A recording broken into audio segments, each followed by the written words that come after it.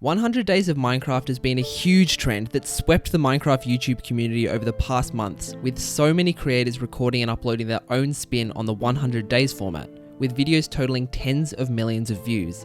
But viral trends have to start somewhere, and in this case we can pretty easily trace the original idea back to Minecraft creator Luke the Notable, who ignited the fire with his own 100 Days of Hardcore Minecraft video posted way back on September 16th, 2019. The thing is, I've been calling this simplistic concept a trend this whole time, and I'm sure the majority of you could agree that this very unspecific way of playing Minecraft is nothing but that, a trend for others to play on and be inspired by in making their own unique content. But to Luke the Notable, it's a very different story.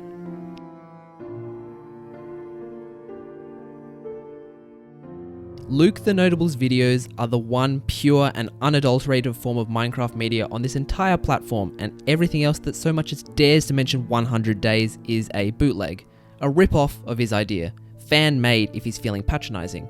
He's tweeted this belief many times now, often subtly expressing his frustration with how many videos inspired by his idea are littering YouTube. One could take this at face value and assume he's just being egotistical, but he's being pretty specific with his phrasing. Not once does he ever refer to it as a trend, or a theme, or a topic. He's pushing the letter that this is his idea and that anyone who is so much as inspired by it has ripped him off. The thing is, I wouldn't even say 100 Days in Minecraft is a particularly novel idea. It's a great title, don't get me wrong, because it's clear and concise. But it is literally the equivalent of, in this video I played game for set amount of time, which is not an original concept in the slightest. You may argue, but if it isn't a novel idea, then why is everyone hopping on the bandwagon and making videos with the same title? Because it's a trend. People know what to expect when they click the video. It gets views. That's all there is to it.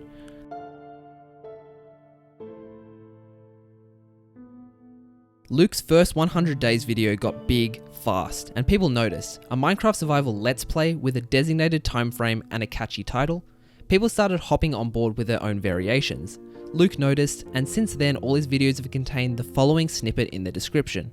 Please do not re-upload any of my content. This is reasonable, of course. Please contact me for permission to create 100 Days videos. Sorry? Please shout out on screen if you make 100 Days videos. Sure, okay. If you're making a humble request here, but there's no obligation to actually go through with this. Please do not use my titling format. Good luck policing that. This is pretty heavy-handed too, given that it's under the big boy title, copyright and rights, but it can all really be taken with a grain of salt. YouTube is a free and open platform, and besides the first rule, don't re-upload my content, it will be incredibly difficult to actually convince YouTube to take down a video just because it uses the 100 Days branding without permission.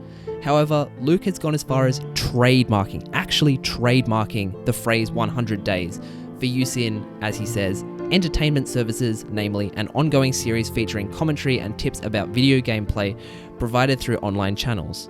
You can see it right there, it was indeed Luke that took out this trademark, as evidently thinly veiled threats in a video description aren't powerful enough to sway Big Daddy YouTube to Luke's side. So now that the law is involved, how far can Luke go? Will every 8-year-old playing 100 Days of Minecraft Pocket Edition on the family iPad have the police knocking down their door?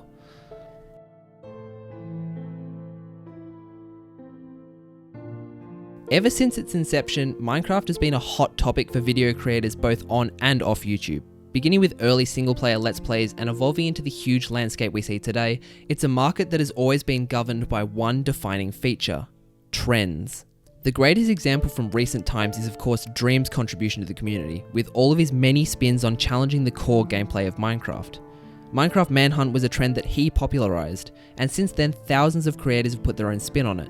Skyblock, SMPs, and custom-coded challenges have all been huge and game-changing trends that were open to anyone, and it was the nature of Minecraft YouTube for everyone to hop on the trend, pump out some great and relevant content, and then move on to the next thing. To date, many creators have definitely had a monopoly on some of these trends for all intents and purposes, but nobody has ever tried to police them until now. Luke's trademark sets a dangerous precedent for the platform, potentially allowing a single creator to exercise control over the content of an entire community. Has he actually done anything with this power yet? Well, nothing I know of, but why else would he be so persistent in trying to control this sphere of content? In a DM with an unknown creator, Luke details the extent of his policing power, and honestly, it's actually pretty scary. Luke drives the point home that 100 days is not a trend. It's a licensed trademark that he can defend with lawsuits and massive penalties if he so pleases. As for whether any of this holds any legal merit is all up in the air, but one thing is for sure, Luke is not messing around.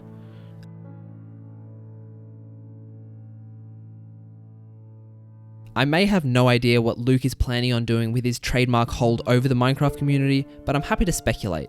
So one option is he's doing it to eliminate competition to ensure his videos rise to the top, but this is pretty unlikely as it will be pretty detrimental to his own videos as well.